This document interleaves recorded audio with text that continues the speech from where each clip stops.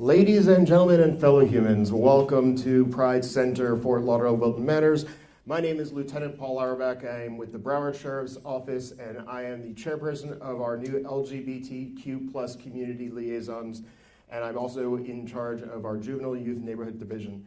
I would like to welcome you to BSO's first town hall for the LGBTQ plus community held in Wilton Manors. I'd like to thank our sponsors here at Pride Center for your generous location. And I also like to thank Wilton Manors Police Chief Gary Blocker for inviting us to come into the neighborhood and share the spotlight with you. Our purpose here is to generate conversation with the community, open dialogue discussions, and try to come up with solutions to create a better environment between the Broward Sheriff's Office and our LGBTQ plus partners. So to do that, I'm going to introduce to you our committee members that we have established throughout the agency and throughout our disciplines. So first up, we have Jamie Hershey, 4 years with the Department of Fire Services as a fire inspector. Welcome. Carla Sobanes, 18 years, Department of Detention, Staffing Management and Systems Specialist. Duty Officer James Mosier, 20 years in communications as a dispatcher and now a supervisor duty officer. Sergeant Joshua Sapp, 7 years, Department of Law Enforcement, Tamarack Patrol. Deputy Sean Flynn, year and a half, Department of Law Enforcement with North Lauderdale. Deputy Sean Flynn is also a co-director with the Broward County LGBTQ plus Coalition, something brand new started, and it's a combination of all the law enforcement departments in Broward County to share information and improve our relationships in the community. Lieutenant Marlene Newman, 19 years, Department of Detention, Central Booking. Deputy Jillian Casillas-Bell, 23 years, Department of Detention, Investigations. Claudette Powell, two and a half years working in our grants department, which is very important to us, that's who we get our money from.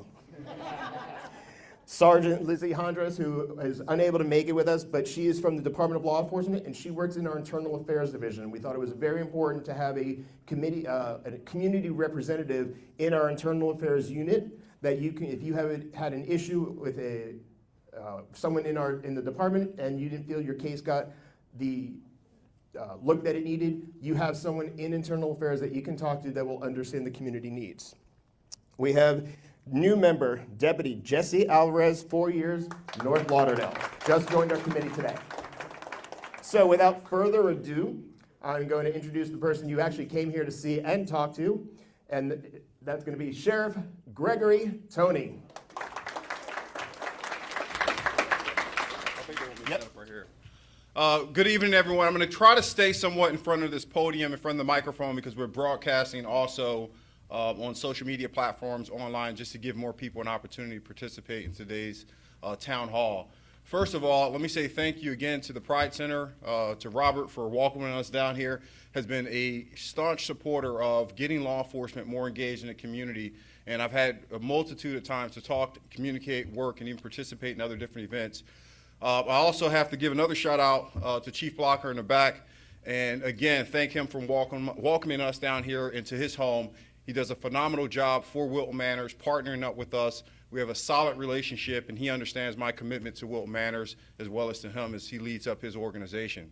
To all my command staff, executive members, everyone from BSO who decided to come out here and participate, I want to say thank you. It wasn't in order, folks. They didn't have to be here. A lot of our staff members wanted to come out and engage and get back out here. Look, it's been really quite some time since we had any town hall. COVID-19 and its onset was devastating. It still exists. It's still a threat to our community, but with vaccines and some of the precautionary things we've done, it's affording us as a community to get back out.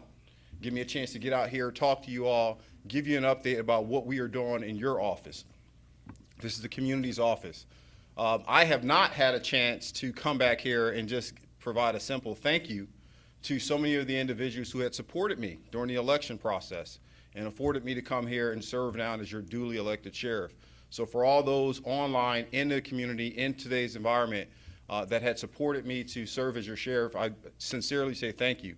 For those of you who did not support me, I'm still working to earn your support over the time. So where are we as an organization? I have a few notes here. There's so much stuff to cover. What I'd like to start with is kind of more of the hot topic issue about some of the things we're doing at BSO when it comes to communications. Only a few weeks ago, there was a lot of discussion about whether or not our call takers were capable and performing to answer your 911 calls from every single segment within Broward County. And an article was produced out through the Sun Sentinel that set forth some fear and some legitimate concern, and it required us to go back, evaluate, look at the issues that were stated, or at least the allegations and concerns, and then make sure we were going to mitigate them, and we've done so. But we also discovered that we were going to have to move very swiftly and work with our county commission to get the necessary pay increases that we most certainly need for communications. So I want to spend a moment, just give you a little backstory to understand what communications, that process is like, the partnership with the county, and where we are headed. To begin with, back in 2013, this community elected to go to a regionalized system where over 28 plus different participant cities, municipal police departments, et cetera, to include fire rescue, are on one operating system with the exception of 2 cities here in Broward County.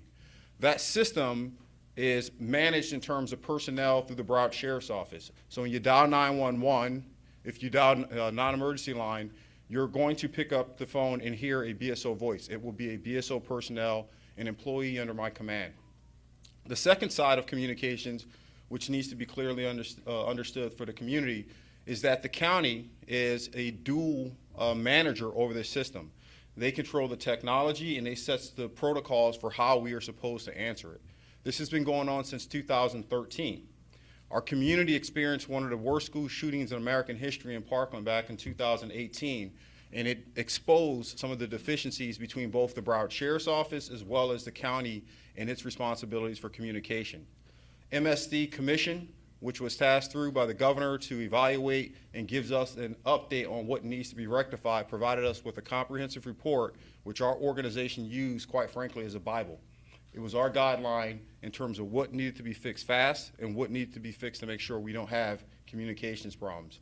And I'm proud to say that our administration was able to not only just meet the needs and recommendations that the MSD Commission had provided, but we've exceeded them. But with that, we start to see issues still related to the technology, and then what's more on the surface today is the impact of vacancies within 911 and communications. So currently we have about 90 vacancies, which is about 20% of our employee base inside of communications. That's an alarming number. That's a number that we cannot allow to expand any greater than what it is, because our men and women, typically women, 84% of our staff members that operate as communication specialists and 911 call takers are women. They are typically task saturated with answering almost 2.6 million calls per service every single year. 1.2 million, yes ma'am. 1.2 million of those calls are 911 calls, and the other 1.2 is non-emergency calls, and then there's other different categories. In comparison to what we're seeing, in Palm Beach County, their sheriff's office is exclusively responsible for answering law enforcement calls for services, and that number is only 400,000. We answer both fire rescue and law enforcement for this entire county. We go further down the chain and start comparing what some of our municipal cities are doing here. Coral Springs answers roughly 63,000 calls for services. They have their own independent system. I'm leading up to something that this community needs to understand.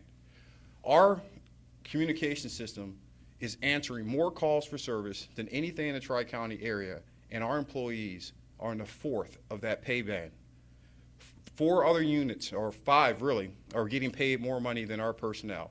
So this was why I went back to the commission, talked about the importance of no longer allowing our communications budget to be reduced or modified. For a span of 10 years, the variance between what we proposed, meaning commission, we need X dollars, has been reduced down to about $32 million collectively. You do the mathematics, simple math, over 10 years, that's $3 million in defect every single year as we're coming in. So that was presented. Appears the commission understands it. They will be voting to provide an increase in funding, which at my request is about $11.4 million. Another $314,000 of that will be provided for recruitment incentives and bonuses to make sure we attract folks. And what that's going to do is also make us the #1 paid, at least our communication specialists, #1 paid dispatch center in the Tri-County area. And it's most certainly about time for that.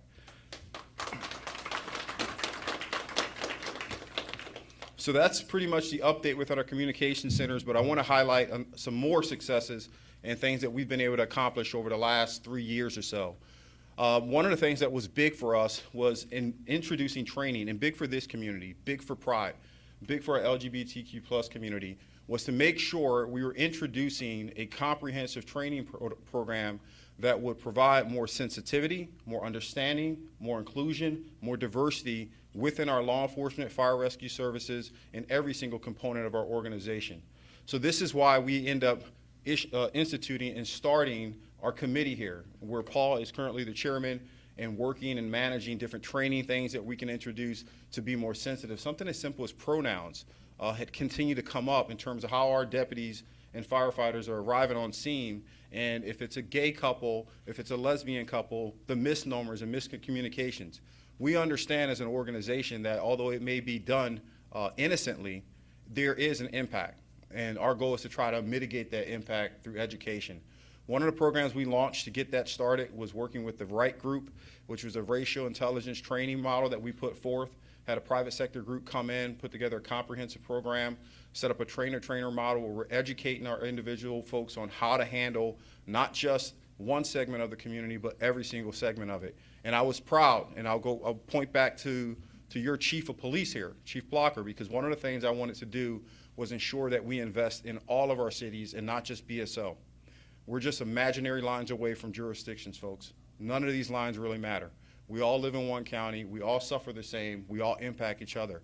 And so one of the things we did was to invite every single chief of police to bring in their staffers so that they can have trainers and then go back and train our organizations. And Chief, we applaud you for stepping up and being there with us. Further training that this community has continued to want to see really falls into our crisis intervention training. We are a community that has a large population of mental health calls for services that come up every single year. I just started doing an assessment on looking at what's happened over the last 5 years, and about 26,000 calls for services has come in through our communication centers that were associated to either a mental health illness or someone who's attempting or made statement to commit suicide. And so one of the things that's important about crisis intervention training is the ability to provide that training to our law enforcement personnel to give them more tools on their belt, so to speak, that ensures they can mitigate these type of environments from us using force or having to even arrest people. We don't want to be a community where the only solution to deal with someone who suffers from mental health is, well, let's take them to the jail. We do everyone a disservice in that mindset. Our jail currently eats up about $300 million of your money within our budget, and we occupy anywhere upwards of 4,500 people annually inside of that jail. And my question when I first came in as the sheriff was, okay, well, if we're spending $300 million a year to keep them in, then precisely how much are we spending to keep them out? And that was a challenge I placed among our commission. It was a challenge I took internally for our organization to start modifying policies, procedures, and training so that we can have some form of reduction there. And one thing to add on that just recently occurred through a kind of unified partnership, but I'm going to give really 100% credit to Chief Judge Tudor, who had examined some of the things that could be done to help mitigate the unnecessary population of individuals in jail, which was to modify bond reform, which had not been modified since 1976. What does that mean to you? I like scenarios, I like giving you stories and give you practical things. The bond reform not being modified since 1976 was introducing things where an individual may have been arrested but could have been bonded out for about $150. But because that individual didn't have that type of access to funds, because he's coming from a disadvantaged household, poverty, indigent, all these different variables, they would remain in the care and custody of the Broward Sheriff's Office for anywhere over a year. Mathematically, that didn't make sense to me. It costs $300 a day between health care, feeding, and everything else that we do to maintain a care, custody, and control of every single person in our facilities. $300 a day for an individual that can bond out for $150. So Chief Judge Tudor took this on and modified the bond reform, which has given our men and women more flexibility to examine these individuals who are coming in that pose no harm to the community, but would only impact the community financially. And we're monitoring that, we're tracking it, we're examining, we're going to measure, look at benchmarks, evaluate what these type of access and opportunities has created. If there's something that needs to be modified or reformed, Chief Judge Tudor and I and the state attorney will most certainly dive into it. I'm going to bounce back a little bit over to the CIT training because this is something for a bragging right for this community, most certainly for our agency. Currently, the Broward Sheriff's Office roughly have 60% of our law enforcement populace is CIT trained. That is almost double the average for any on the national scale, meaning we're doing more CIT training and introducing more CIT officers out into the field than anyone. But I'm ambitious, and we will have every single sworn law enforcement officer CIT trained during my administration. And I got 3 more years before you decide whether or not you want to keep me. So I'm going to work fast. I'm going to work hard. Another significant accomplishment that was stated was almost impossible to do here in Broward County was to develop and build out a comprehensive training center for our personnel. And this agency has been around for 107 years, and we've never actually owned our own independent training center. This was brought to the surface during the MSD Commission, which stated this was part of the problem by not being able to track and maintain consistent training, and then also how are we going to sustain it. And so in partnership with the county, we pushed forward, broke ground a little over a year ago, and was able to start building a 108,000 square foot facility, which will be a state-of-the-art training center capable of having a range, academic classrooms, and many other elements to support both law enforcement, fire rescue, and the Department of Detention. And this will be up by next year. It's exciting to walk out of the office and see them pouring the concrete and setting the foundation, getting us moving forward. So again, shout outs to both the county administrator, former and present, Bertha Henry, and now Monica Sapino, who both have been advocates for making sure we continue to push this forward. I think it's a little clear to state, after George Floyd in this country, we found it imperative for our law enforcement personnel and administrators to hold our individual people accountable for any type of misconduct. So over the last 3 years or so, our organization most certainly have been focused on holding us ourselves accountable, to include up to termination, but also in the reforming of how we do business with our community and how we hold individuals accountable.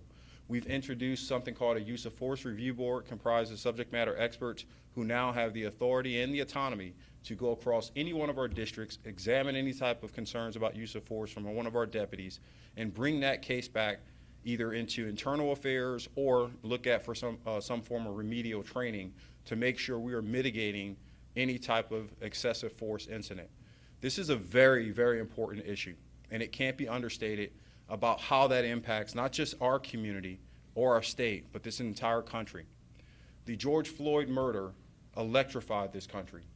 And so many people had always made this kind of, the old adage of one bad apple spoils a bunch. And I said, no, absolutely not. If you're paying attention to what's happening in this country, one bad apple will burn this country.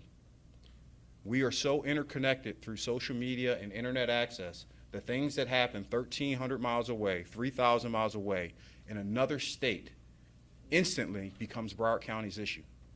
And I don't want to be the sheriff in charge that allows for an incident to take place here in Broward County that burns down this whole country. And so we have been holding our individuals accountable. We've remodified our professional standards committee, a body of 11 members, combined with both the community and chaired by a former judge, Judge Julio Gonzalez. I couldn't imagine anyone better to be more transparent and objective than a judge. And he has done a phenomenal job chairing this up, ensuring that we do not create the blue wall. The old notion about a blue wall is that we're protecting ourselves against the community. We are not the enemy of the people that we are supposed to protect. We are the servants. And so we will make sure we will police ourselves. That is not something that you need to be concerned of in terms of this sheriff's office and what we're doing. And I will continue to hold our men and women accountable. Part of that accountability process and the learning curve that we had was to listen. Not just to hear, but to listen what the community was saying about what they wanted. And one of the calls for action that I was challenged with was to develop some form of community outreach program or inclusion program that would allow direct feedback on a continuum with the sheriff. And we started a social justice task force. Our social justice task force is chaired by Captain Renee Peterson. Not sure if she made it in today or not, but she is also leading up our neighborhood support team. That social justice task force is comprised of people that look like you, sound like you, and are civilians who reside in this community. And time again, since we launched this, they have been pivotal in feeding us the accurate information that we need so that we can respond accordingly to the needs that you need in each and every one of your communities. What I like about the Social Justice Task Force is that it's transcending, again, these imaginary lines. We may hear issues that come out of Wilton Manors, and we're able to take that content, feed it back to the chief so he can make an adjustment for his personnel or within his resources. And so we are a voice and an ear to be able to hear and then provide some instruction and some guidelines on things that otherwise may not be stated without this Social Justice Task Force. The last thing I would cover in terms of the accountability aspect is ensuring that we are so much more physically responsible with your money. One of the things I did coming into this organization was to conduct comprehensive audits across every channel about how our expenditures work, how our law enforcement trust funds and dollars are being dispersed out into this community. And for those who are not familiar with our law enforcement trust funds, these are monies that we receive due to forfeitures and taking down bad guys and drug dealers and taking their money in their cars and selling it and getting it back. And every single year I have a fabulous opportunity to disperse those funds, or at least a good portion, back into 501(c)(3)s. And what was key was to self-regulate. The state had provided a lot of latitude for any sheriff in this state to disperse those funds as they see fit. And one of the things I looked at was we were not being fair in how we were dispersing these funds out to real groups that need the assistance. To include one group that we incorporated into the disbursement was a trans-social, a group that helps us partner up and educate our deputies in the community on how to interact and communicate with our transgender community. And so we're having more success in that aspect. Big turn of events about diversity. And what does that mean for this community? I've heard time and time again that we need to have a more diverse law enforcement and fire rescue population to be more reflective of Broward County. If you look at some of the statistical data that exists out there and the demographics across the county, it's almost about 38% identify as Caucasian or white, another 32% or so identify as Hispanic or Latino, 28% identify as black or African-American, Caribbean, and then all our other brothers and sisters between Asian, Pacific. And we need to make sure we're reflective of that in our organization. And one of the things that was pivotal to get where we are now was coming into this organization and having enough discipline and respect for the people who were already here and promote from within. I've had over 500 plus promotions in this organization since I accepted command, and the members of this organization look like Broward County, they sound like it, and we represent a cross section from African Americans to Hispanics to Latinos to women to men. And one thing I want to point out of interest is it's often called for or cried for about diversity, but don't forget diversity in itself doesn't always mean fair representation. What do I mean by that? We could have a representation of women in our organization. Perhaps I promote 4 new majors, they're all women. But what if they're all white women? Does that count as diversity? Diversity includes the ethnic aspect, the gender aspect, the sexual orientation. All these things make us up when we start talking about diversity. It is not simply having someone of a different gender or color, but having a combination of all that and making sure that when we're promoting, it's about representation and diversity, and most certainly ultimately about whether or not the person's qualified to be in the positions and roles that they're in. So our colonels, our majors, all these different segments of our community are now looking and sounding much more like Broward County. And to include, I just saw my new Deputy General Counsel, Stephen Muffler, in the room, who has served, what are you now, 18, 20? 9 years with the sheriff's department. 9 total with the sheriff. He's been here 9 years, and I gave him way too much time, didn't I? I'll take the No, you will not. I'm going to need you for a while. You're not about to retire. But Stephen has been with the organization and done a phenomenal job, stepped up in the Deputy General Counsel's role, and he's an openly gay man.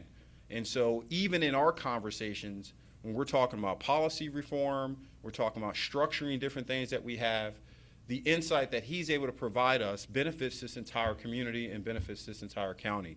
So it's, again, it's not just a matter of diversity, but it's also important about representation.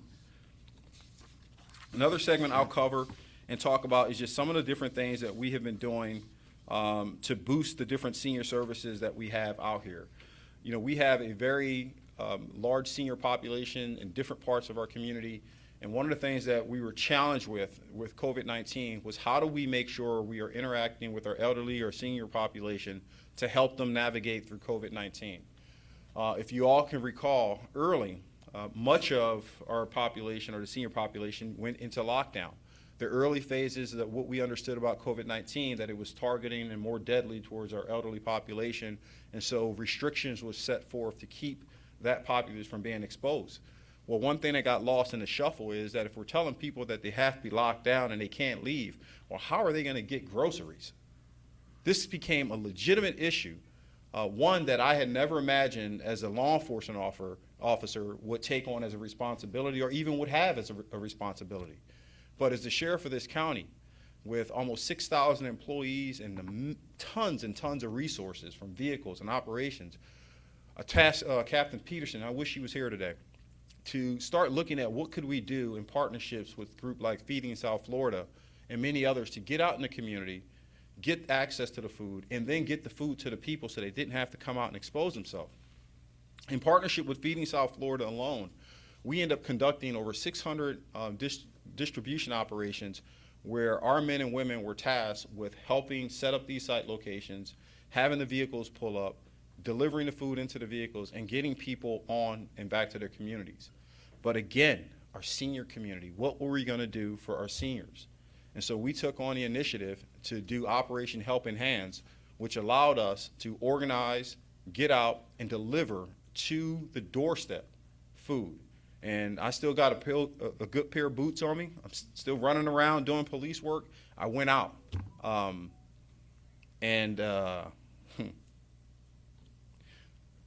One time I had a chance to go out as we were delivering food out to a community not full of wealth. I'm trying to get my emotions together on this one.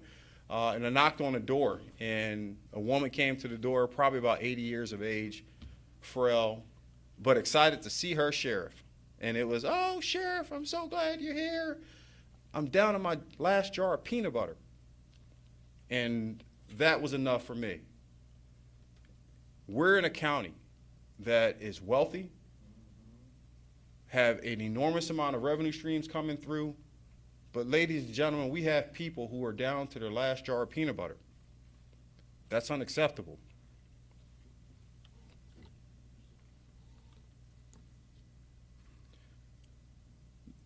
Nevertheless, we went out, and I'm sorry, that one touches me every time, like I see her face.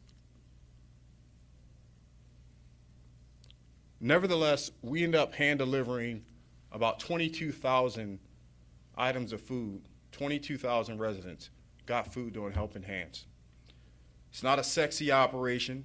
For my young deputies in here, my young officers and young firefighters, those who are watching online, who want to chase down somebody and get into the good stuff, this is the good stuff of this job. Being able to help and serve your community in ways that are way beyond anything that you signed up for. But yet we successfully did that. We also partnered up with the YMCA and other different groups to make sure we were delivering different services and things out to some of our elderly population and getting back engaged into different local projects, from Cups with the Coffee and all these different creative concepts that we had to make sure we would continue to serve that particular populace. Another side I want to talk to you about a little bit is our community involvement in some of the things that are still effectively working. I heard this repeatedly, regardless of what city we served or where I went out. I had the community tell me that, "Hey, you know, Sheriff, I've been here 26 years, and I don't even know who my local police officer is. Never seen him or her. They never stopped by, never see him walk in the street." And so we heard that. Colonel Holmes and I heard that and said, we're going to change that instantly. We're going to modify how we are serving our community. And I'm going to tell you honestly, we started this program called Park, Walk, and Talk, PWT, where we incentivize our officers and encourage them to get out of their cars and walk their communities, walk their districts, get into their church, go into the supermarket, go to the HOA meeting, get out of your cars and get to know the people you work for. Now, we are in Florida, and I was certain I was going to get cursed out for having folks get out of the car in hot polyester with a bulletproof vest in August. Surprisingly, since we launched this program, we've gotten out the car over 60,000 times. These are the numbers that we're interested in tracking. I don't care about tickets and I don't care about arrests. I care about what our people are doing for community engagement so that you understand we are here for you and we're doing the job together. And a successful byproduct of simply having that mindset has turned into we're getting intel about real criminals, we're walking up on criminals, we're seeing quality of life issues that otherwise we would not see if we didn't get out the cars, and the community wants more and more and more of it. So we most certainly are going to continue on with that project because it's yielding all types of success. I've gone a little bit longer than I wanted to in the opening side, but I wanted to try to cover as much as I could. I could probably talk another 2 hours on items and things that we've done in the organization. And I read everything, so God's gift and curse, I can remember everything that comes through. But what I'd like to do now is perhaps we can take some questions from the audience, both online and present. Yep, we have 3 questions already. So everyone, when you came in, you had a pencil and an index card. If you have a question and it's completed, just raise your hand. One of our committee members will come by and grab your question. And for those of you watching at home, you can also submit your question online and it'll be handed over to me. So our first question, I need my readers. As we all know, hate crimes and attacks have been dramatically increased against blacks, Jews, Asians, and the LGBTQ community. It's well known that Wilton Manors is one of the largest LGBT cities in the country. What preventative measures is being taken in conjunction with the Wilton Manors Police Department to keep this community safe, as well as the Pride Center, so we can avoid a potential crisis? Sure. Was that in here or was that one? That was in here. Okay, excellent. So thank you, whoever presented that question. We learned from our own experiences what a hate crime looks like and the enormous impact it has when an individual walks in and starts shooting up people, whether it be because they're race, because they were bullied in high school, whatever narrative they want to introduce. And we, again, lessons learned, first thing we did after MSD was to invest in creating a facility, our real-time crime center, an operations center that is capable of monitoring right now and has been monitoring since 2019, upwards of 256 public schools and charter schools, which account for about 19,000 camera systems collectively across those school systems.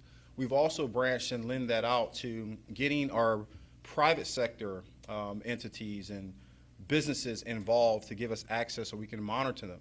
But that's the construct behind the Real-Time Crime Center. But the operational side is different. It's comprised of a group that exists called our Threat Management Unit. Our Threat Management Unit is detectives, ATF, FBI, and Secret Service agents who operate out of our headquarters in downtown Fort Lauderdale, 2701 Broward Boulevard. And what they do on a daily basis is process and analyze any threats that are coming in, whether it be through text messages, social media platforms. Typically, there's always an indicator and sign that there's a potential that these people are going to erupt and assault and introduce violence in the community. What we've done since 2019 in terms of threat mitigation within that unit is we've investigated 1,651 people since 2019, February 2019, when we launched and got this going. Now, that doesn't mean we've arrested 1,651 people, but what has happened is we've arrested over 200 people that were truly introducing some form of threat of violence or the potential for violence in our community. Now, typically, you would think in a law enforcement capacity, well, that's the end of it. They've investigated them, they found them, they've arrested them, but that cannot be the end of it. Because I told you the numbers, 1,651. What if someone suffered from some form of mental defect or illness and we couldn't arrest them that day, but they most certainly needed treatment? And so this is where we began to integrate about a year ago behavioral health licensed therapists into that threat management unit who are subject matter experts who can identify these type of signs and symptoms, and they are now deploying with our law enforcement personnel out into the field. And when they've arrived on scene, they've investigated 556 times. They've had encounters with people that suffer from mental health illnesses, and of that 556, 182 were and continue to maintain clinical services or care. So that's one segment of it. The other side is we need to have much more thorough and aggressive pursuit of hate crimes. We need to educate the community. We need to educate our law enforcement officers on what that means, what the definition is, and what is the probable cause elements to include so that we can upcharge these individuals and hit them with stiff, hard felony criminal charges. We can't be passive in that approach. From a training standpoint, because there is an element I want to give the community, just another sense of security. One of the things we did immediately following, where you at, Colonel? Colonel Ahmed, my XO, and I, we went up to D.C. pretty much probably 20 days or so since was in office. Traveled, sat down with the director of the FBI, Homeland Security, and every other federal alphabet soup that you can think about. We did the meet and greets and shook hands, and I kissed rings to bring back some of the top training that you will find anywhere in the United States. Currently, our training division, we created a tactical training unit comprised of all our SWAT operators, some of the best of the best. They've gone back to the training program. They're all certified through the FBI under the Advanced Law Enforcement Rapid Response Training, ALERT. We've also absorbed the Active Shooter Threat Instructor course and the Tactical Medical Course certifications from the Department of Homeland Security. We paired off and worked with LSU, Texas A&M, and a few others who are kind of been recognized as the experts in this arena. And we're the only organization in the country right now who has attained every single one of those certifications. But in addition to that, we changed and invested about $2.5 million in essential equipment, rifle platforms, tactical and ballistic vests, outer carriers, tactical medical equipment to be able to treat the injured parties should something happen out here. There's a twofold mission that we have when it comes to responding to active shooter events, and the first of which is stop the killing. The second is stop the dying. The stop the killing component consists of us responding as rapidly as we can to track down, eliminate, neutralize, or isolate the threat. And folks, I won't be passive in this. Individuals who come into a supermarket and shoot up a community with no remorse, gun them down, have no call or sense of concern about the life that they are taking, we are coming to eliminate them.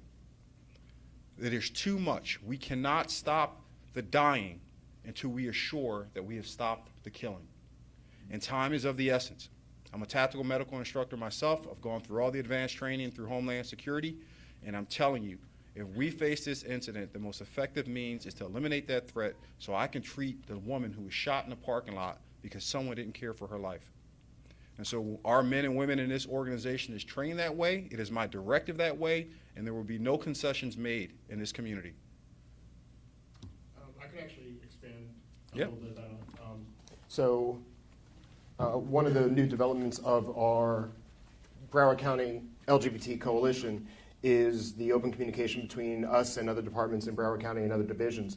On that coalition is the Broward State Attorney's Office, and the Broward State Attorney's Office has just started a new hate crimes task force.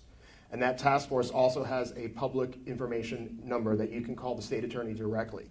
So we have our LGBTQ plus reference cards with a QR code on it that will take you to our landing page, that'll take you to resources for the LGBTQ plus community, mental health resources, and the Broward State Attorney's hate crimes phone number is listed on there as well with a direct link. If you think if you are the victim of a crime that qualifies for a hate crime, you can call the Broward State Attorneys directly and somebody will get back to you. So that's a new development that's happened in Broward County for the LGBT plus community. No, perfect. Thanks, Paul. Thanks for the update.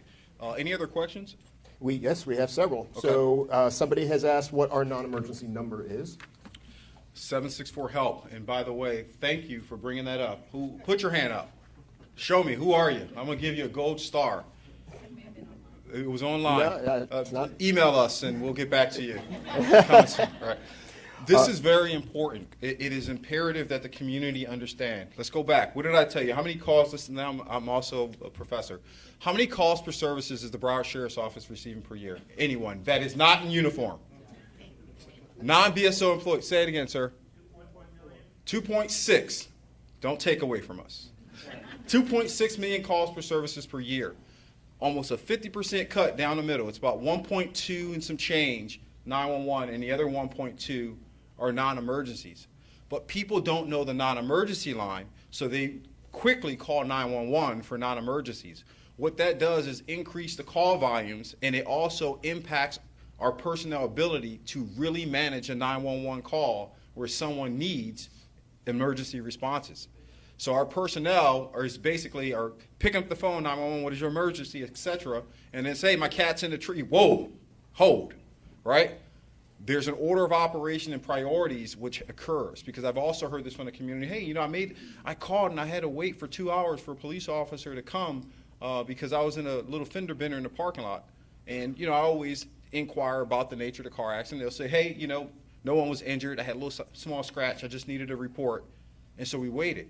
So two things are happening on communications. One, they're going to triage, right, interrogate, figure out the nature of the call, the priority of it, and then place it in its order of operation of importance. When that happens, then it transfers over. We'll use Wilton Manor, for example, and the chief and his personnel will know that they have a car accident, no injuries, no one's hurt, sitting in a parking lot, they're all safe and secure, but he's also got a shooting down the street. His men and women are going to be focused on that shooting, and so you may have to wait. So understand what number to call and when to call it. Not that we're not going to answer your call if you dial 911 for the cat in the tree, but the cat's going to be in a tree for a minute, all right? On that, we do have another question about 911. How are 911 calls handled from mobile phones? Because this writer has experienced delays in getting through. I kind of need a little bit more on that. Are they in the room? Yes, Sir, can you expand on that, please? I called 911 one time, and it took a long time to pick up, and then they started, it just didn't work very effectively. I expected to get somebody to answer it right away. Okay. And it didn't happen very soon. And I don't know, do you know my location? I didn't get my number, but do you know my location? Yeah. My area code is not from the state.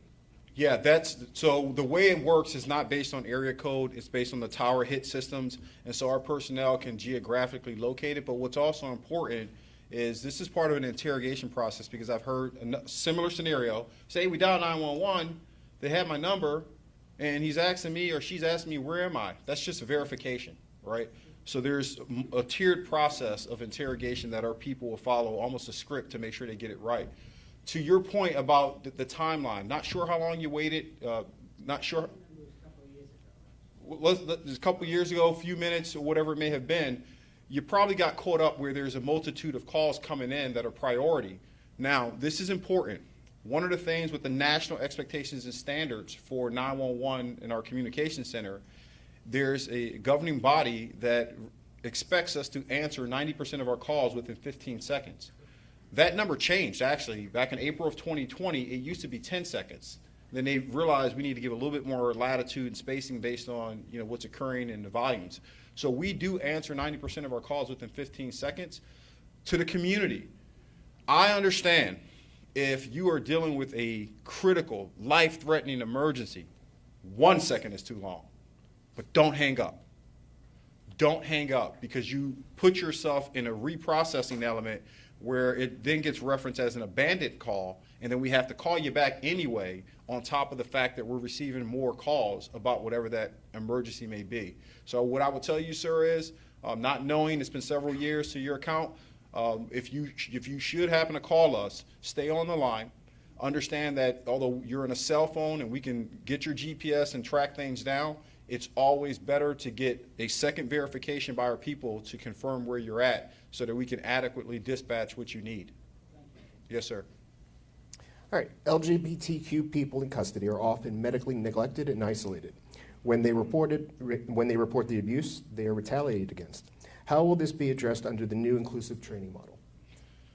Well, I can tell you any form of abuse, please report it up to us as an organization, and we investigate everything. So whether it be in a processing center, Department of Detention, a traffic accident, a traffic call, a domestic report, if you think we're being abusive. Now, for law enforcement, we don't want to see that volume of calls coming in, but we're also obligated to at least assess it. I have not had any accounts in terms of impacting the LGBTQ plus community in our jail, but we have protocols where we're identifying individuals, how they recognize their own sexuality, so that we make sure we put them in the appropriate environments, because we also don't want them to be abused or targeted within our facilities. And that's part of our intake protocols. There's a question process. I saw you coming. The lieutenant's coming up as well. Stand in front of the mic because you're on. To address that, regardless of whether they're the LGBT community or not, what we also do, we have the Prison Rape Elimination Act. So anyone that reports anything, it was taken seriously, and we move effectively and quick to eradicate any issues that you may have with being abused or whatever the case may be, and to include our investigations and projects unit. And we take every allegation seriously, whether you were raped in custody or you think you may have been assaulted in custody, or when they come into the intake process and they're telling us, oh, I was raped 2 days ago, whether they're LGBTQ or not. We take that very seriously, and we communicate with other law enforcement agencies to investigate that and to make that issue go away, where it's comfortable for that person to know that their issue was addressed. Thanks, LT. And one of our audience members would like to know what CIT means. Oh boy, I made that mistake. Crisis intervention training. I've been an educator for so long, and you never use acronyms without identifying them first. So crisis intervention training is CIT, and that is a 40-hour training model where an officer can attend the training, become certified in that area where they're identifying means and points of communications and understanding resources and how to use them, and identify people who may exhibit signs of mental illness. What are you doing to catch folks who drive illegal motorbikes, ATVs, four-wheelers on the streets? I got to tell you, we had some success this year, and Robin, who leads up our government affairs, is clapping. We needed new legislation. Every single year, and typically it's on Martin Luther King's birthday, we are dealing with a group of individuals who decide they're going to ride ATVs and recklessly put everyone in harm's way. Of course, we can't get into pursuits and further jeopardize the community, but we strengthened up some legislation. Not sure if Major Chandler is watching from FHP. Not sure if Senator Book is watching. Not sure if, there's so many players on that, Robin. Who am I missing now? Senator Pizzo was also big on it, who strengthened up and given us more teeth to make it much more punitive, arrestable, serious charges versus just traffic infractions. All right. Do we have a neighborhood watch or a similar organization that Wilton Manors has? An individual, every single district, yeah, that's city by city. So every single district has an opportunity to create neighborhood watch programs. So we, cover half of the county's public safety responsibilities towards law enforcement. So the answer is yes, and more than likely all of our districts have something to that model or similar to it. And also you can expand on the house watch program that we have. You want to? I'll let you hit it. Vacation watch. Vacation watch. It's kind of different, but all right. So BSO does have a house watch, a vacation watch program. If you're going to be out of town, you go to your local district office and you fill out. There's a form to fill out that lets us know how many cars will be in the driveway, when you're going to be away, when you come back, if you have anyone house sitting, what hours they'll be house sitting, all the detailed information that we would need, and we'll have patrol go by your house throughout the shift and make sure everything's. I was going to say 10-4, but. The next question, what is 10-4? So that's the house watch program. Awesome, thanks, Paul. All right. Got a couple more? Yes, we do. Okay. And I got, again, readers.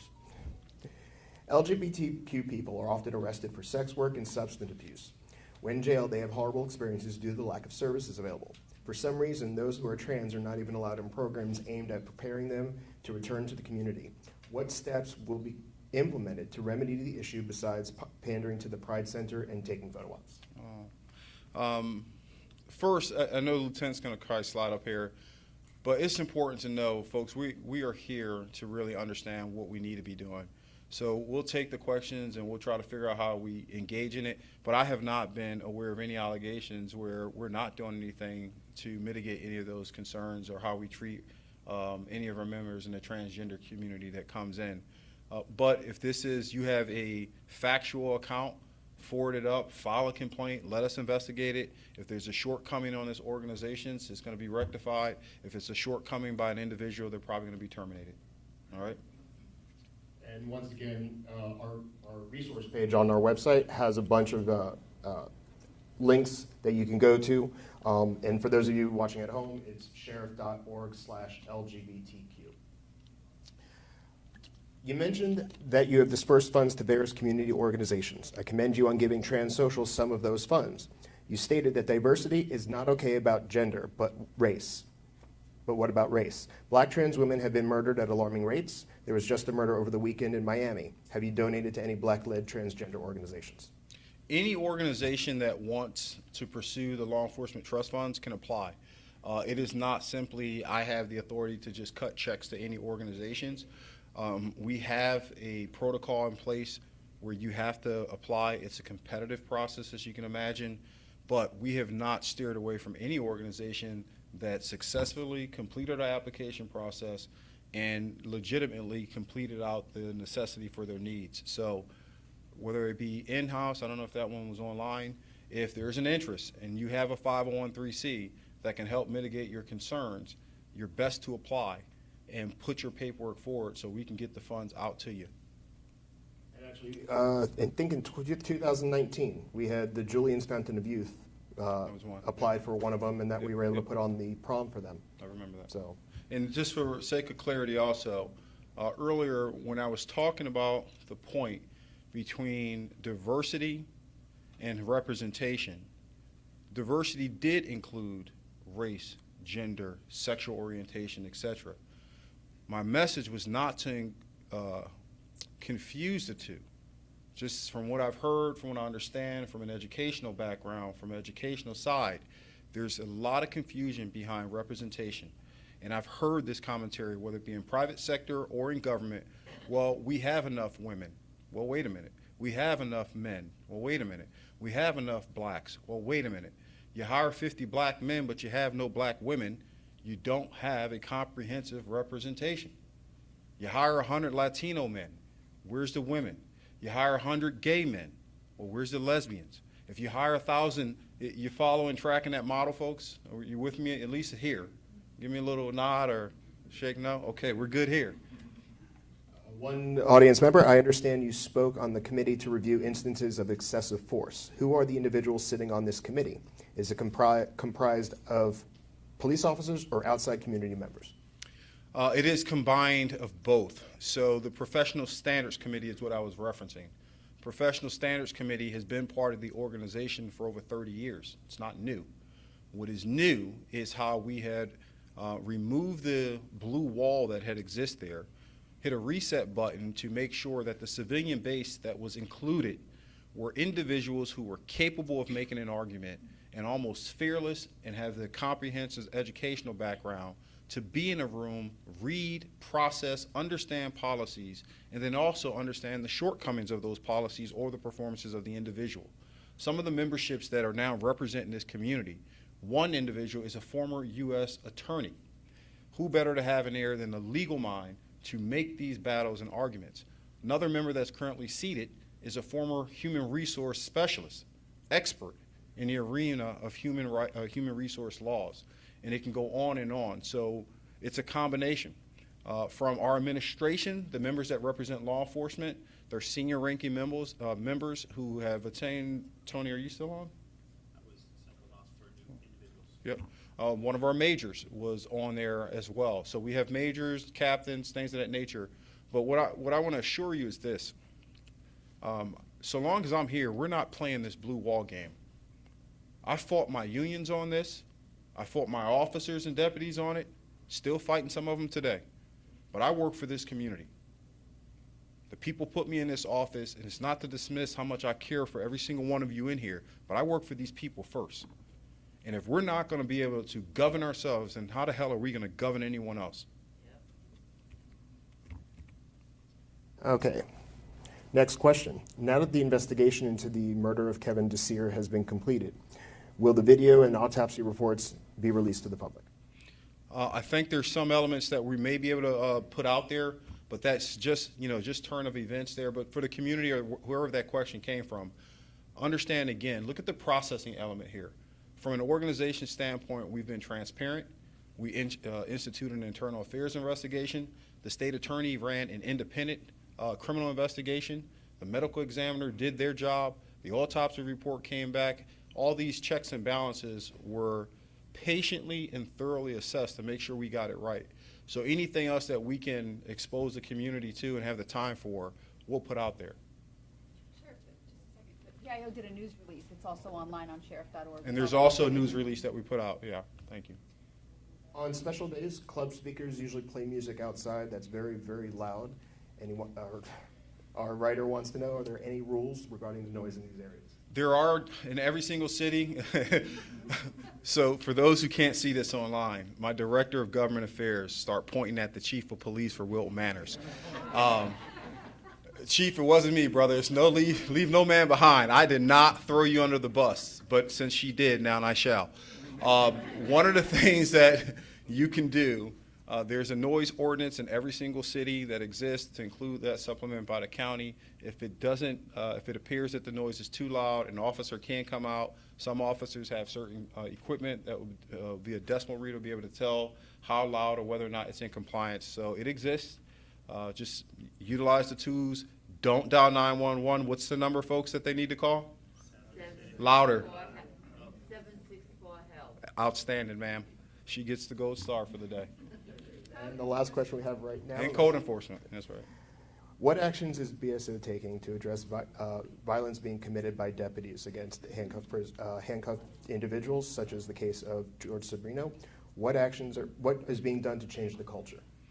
Yeah, I think most of the things that we outlined earlier about accountability between our Use of Force Review Board, internal affairs, introducing an Office of Inspector General, ensuring we have all these different measures established within our Professional Standards Committee, and then ultimately, when all these different elements of checks and balances are completed thoroughly, the decision is mine to hold, and like George Sabrino, these deputies will be terminated.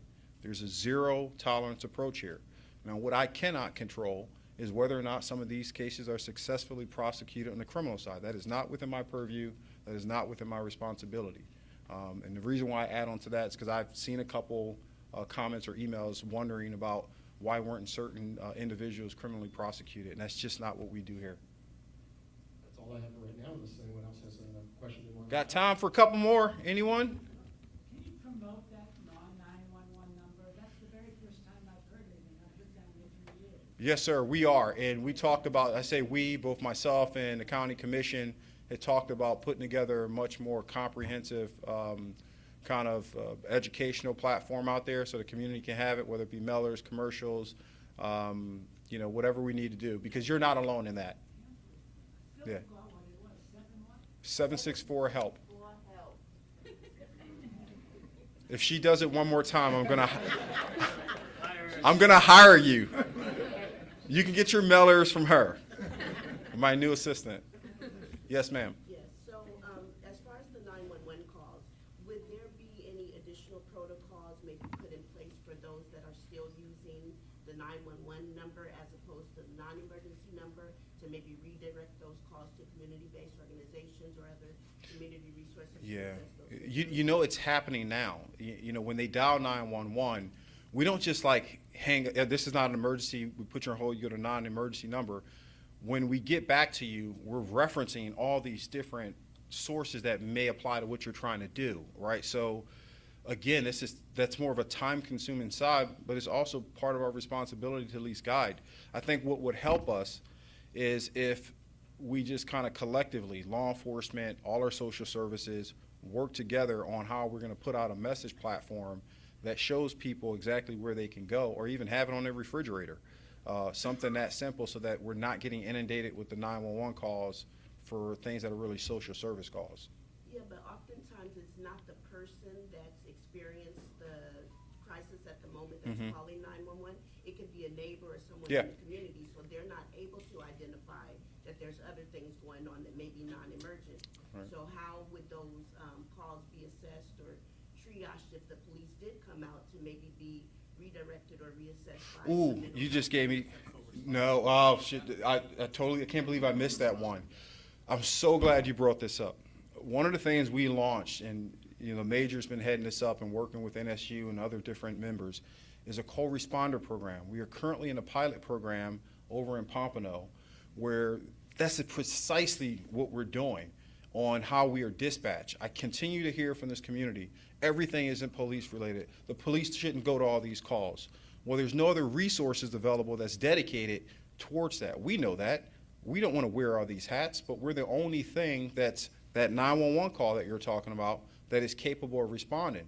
So the idea behind our co-responder program is to have members of both law enforcement, social service, mental health specialists who can deploy out to these calls and then as soon as possible pull the law enforcement out. We understand that conflict comes just wearing this uniform. Not everybody likes us. Sometimes people who suffer from certain mental health issues have had a bad experience with law enforcement, and then we arrive and it only exacerbates that emotional element, regardless if we're CIT trained. So when did we launch that, Major? Because that's been going on. We're working with NSU on a training model right now. Yeah. We've got funding coming, hopefully, for. Grant funds, I saw that.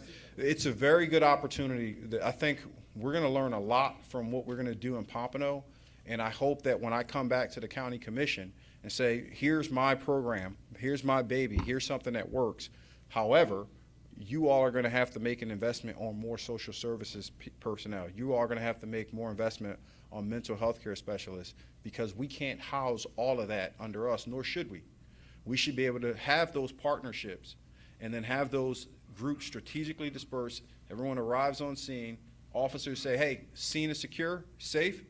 How long do you need me here? Or you guys good to go? We're moving on. This model has worked effectively in other parts of the country. It's not unique. In fact, co-responder programs have been going on, well, I'm going to turn it to a test day, but co-responder programs have been going on in this country since 1976. It's not new. It's just coming new to this organization because we've changed our mindset on what we need to be doing for the community. Sheriff, we have Duty Officer Moser who can actually talk about the job of being a dispatcher. Yeah. So we can All right, let's do it. recruit. Come on up in the center. Thank you, Sheriff, for this opportunity to come and highlight some of regional communications and what we do here. My name is Jimmy. I'm one of the supervisors for regional communications. I've been there, just started my 20th year, and up until very recently, we've never really been recognized. We've always been the voices behind the microphone. In fact, over the last 20 years or so doing the job, I've been on the microphone a lot. Never this close into a camera with audiences. Usually we're the unseen heroes behind the curtain. But we did just want to recognize the sheriff's and our command's extensive efforts for the recruiting that's going on right now. The commission is getting ready to approve, hopefully this next week, an extensive raise, as the sheriff alluded to, which is going to increase our starting salary for trainees up to $53,000. Again, he also alluded this is going to make us the top paying agency in the Tri-County area, which we then hope is going to recruit some of the best, and hopefully that's going to then trickle down to most of the comments and concerns that you have here today. When you hire the best, we can give the best performance and the best service, which is ultimately our goal. For those of you who may be interested in applying for a position, the sheriff stated that we're about 90 people short. In addition to that, he also has committed to increasing staffing to make sure that we're not just meeting the minimum standards, but being that agency that's going to excel and meet those high benchmarks that we want to do. So in addition to that great starting salary, which then over the years has a potential to top out of upwards of $96,000, we also offer extensive benefits, holidays, overtime, lots of overtime available, things like that, health insurance, and of course, importantly, Florida retirement system. So we are hiring. If you're interested, you can always go to sheriff.org and click on careers. We'd love to have an opportunity to interview you, make sure that you are fit for our team, and we'd love to have you and train you.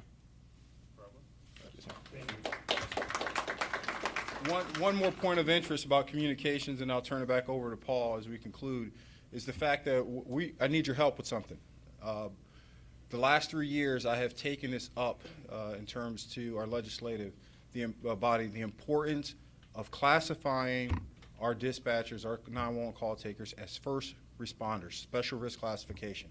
They are truly the first ones on the phone. They're the first ones you're in contact with. They have put themselves in so many different harm's way elements, certainly with COVID-19. We can't perform without them.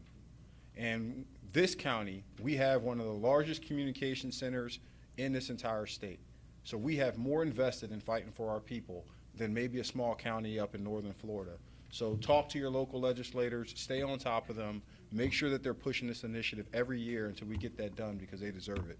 So with that, for everyone who came out today, stuck around, hearing me turn into a college professor at times, and the continued support, we appreciate it, both also for those who participated online. So thank you very much, and I'll turn it back over to Paul.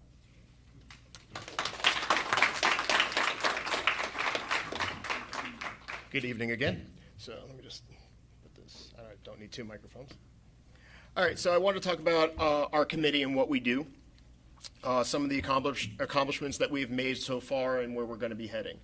So in one of our first accomplishments that we went through was changing policy. So one of our Department of Detention policies was a little outdated for the times, and if someone who was transgender was processed into booking, a incident report was written documenting that they were transgender and what their preferred names were. And as innocuous as that seems, once that report was generated, it was subject to a public records request. And that would subject that person to anything was possible. And so that policy ended up getting changed at the end of last year, where we document that on an incident card that is not part of the public records requests in the incident reports, and that policy has been changed. So that was one of our very first accomplishments. That was a significant step forward into the treatment of equality for all of our inmate population. What we've also started was we kickstarted the multi-jurisdictional LGBT coalition through Broward County. And again, one of our community members sits on the board as a co-director. We've participated in speaker events, most recently at the Pompano Beach High School, sitting on their Spring Gender and Sexuality Summit hosted by the Broward County School Board. That was our first opportunity to speak to the LGBTQ youth on a personal level, where we got to interact with them, and our goal was just to find out what we need to do better. And the youth is where it's at. I've noticed in my speaking engagements with the community, the Gen X and above, we have seen the change. We know what it used to be. We know where we're at now. We know we need to do better, but we know better is possible. The millennial generation, the Gen Z, know what they see right now. They don't know the history. And we need to communicate and have that open environment with them. And that's what our goal is this year, is to have positive relationships and positive interactions with our community. So you'll see us out more. We're going to be participating with our Wilton Manors partner this weekend at Art Walk. We'll be setting up tents where all we're going to be there to do is talk and communicate. And we're going to be doing more events throughout the year, fostering that kind of energy and that environment so that we can have a better relationship with our community partners and with you. So again, if no one has any other questions, I, for the first time, probably am out of things to say. We do have a question. Yes. So earlier he said something about if you call the number, the BSO number, whether it be 911 or 764 help, then you, if it's not emergency, you might dispatch it to City of Wilton Manors, and then City of Wilton Manors police person would come here.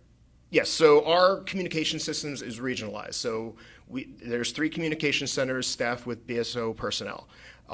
And when that call comes in, whether your 911 or non-emergency call can go to either of the 3 centers, then that will be routed to the appropriate city. So when they ask you your location, and the process, you're going to hear what's your location, to verify your location, to verify your location.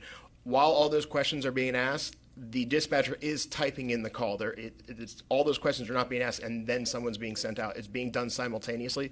So what you think is going to be a 10-minute investigation on the phone to find out what's going on, there are units en route, or there are services for what you're calling en route, but everything is verification.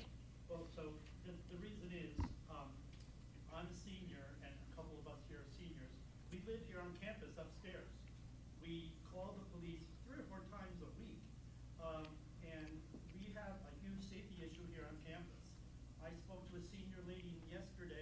afraid to come out of her apartment. We have a large homeless issue on here on campus where we stand. There are drug activity in the parking lot. And you guys are here and we feel unsafe living upstairs. So I would like a way of getting the BSO to come here, no offense, instead of Wilton Manors Police, because we're just not getting the effective help and security from Wilton Manors Police that we need. We need a little help from the BSO to help with the homeless population and the other safety issues such as drug dealing in the parking lot. Well, we do have the homeless outreach program, which resources are available to the Wilton Manors Police Department. But as far as police services, the city of Wilton Manors polices their own department. Now, they can reach out and we can have a teamed effort, but as far as responding to a call, the city of Wilton Manors has to respond. Doesn't the Pride Center, support the security, I mean, don't they have We have security zero security. on the? They have a security guard that is here Yeah. in the lobby for the residents of the lobby, but not us, the residents of the Pride Center or Quality Park. And so we're coming and going 24/7. There's no security guard on weekends. There's no security guard in the lobby. On night times, when we're coming home from work or walking the dog. And we have a real issue. We really do call the police 3 or 4 times a week. We need help. And once again, I'm not even getting help here today. I'm saying, oh, Wilton Manors Police will be taking care of it. Well, I'm not getting help. Chief Blocker is here, and we do have representatives from the Wilton Manors Police Department here. So after the town hall, I'm sure someone will be more than happy to speak with you because there is a solution here to be had. Well, yes. I had a follow-up question about Officer Savino that got fired for police brutality on an individual. I can try to answer, but it might be above my pay grade. No, if you can't answer, Like way above. Watch out, Lieutenant. I got you. Still hanging out. Yes, ma'am. So my follow-up question was, I understand that you say like you don't have a blue wall here, but in the event that this individual he's been terminated, is that true or not? He was terminated a long time ago. Okay, Yes, ma'am. So if that's the case, what's being done, I guess, is he rehireable at a different county? Is he rehireable if he goes to North Carolina? Ooh, I know where you're going. Okay, so. Because that's a blue wall that's national, that is not just. Yeah, and you know what? That's beyond my pay grade. Let me go find somebody. No, I understand what you're advocating for, and I support it. There has to be a mechanism in place, and this is passed from one administration to the next, where we have a national database that will be able to track and identify individuals who are being terminated from one organization to the next, so that we don't have this individual who's terminated for some form of misconduct, excessive force, then finds his way to navigate through New York, get through their process, and no one knows that he was terminated until it's too late, right? That system should have been put in place, in my opinion, decades ago. Now, there are some things that are kind of in place. FDLE has certain systems and things that we're trying to do. But again, it's just not within my purview. It's something I would support from a legislative side. It's something I would support from a national, change element for police reform. And it should have happened a long time ago. So many different systems are in place right now for other professions to ensure that if someone gets a malpractice suit, in the healthcare, for example, where they lose their certification standards, they lose their credentials because of some form of conduct, it could be pulled and shown up in New York City again in comparison, but we don't have that for law enforcement. So I support it. Yes, ma'am. Anything else? All right, so once again, a couple of the resources. We have the sheriff.org/LGBTQ page, which lists a bunch of resources for the community. If you want to communicate something directly to the community members, we have a group email box, which is lgbtq@sheriff.org, and that email will come to all the committee members, and we can answer it or direct you to the resource that you need. If there's nothing else, I want to thank everybody for coming. I want to thank our partners from Fort Lauderdale Police, Major Schultz, Wilton Manors PD. We have Margate representatives, Wilton Manors representatives. Thank you all for coming, and drive home safely. Thank you.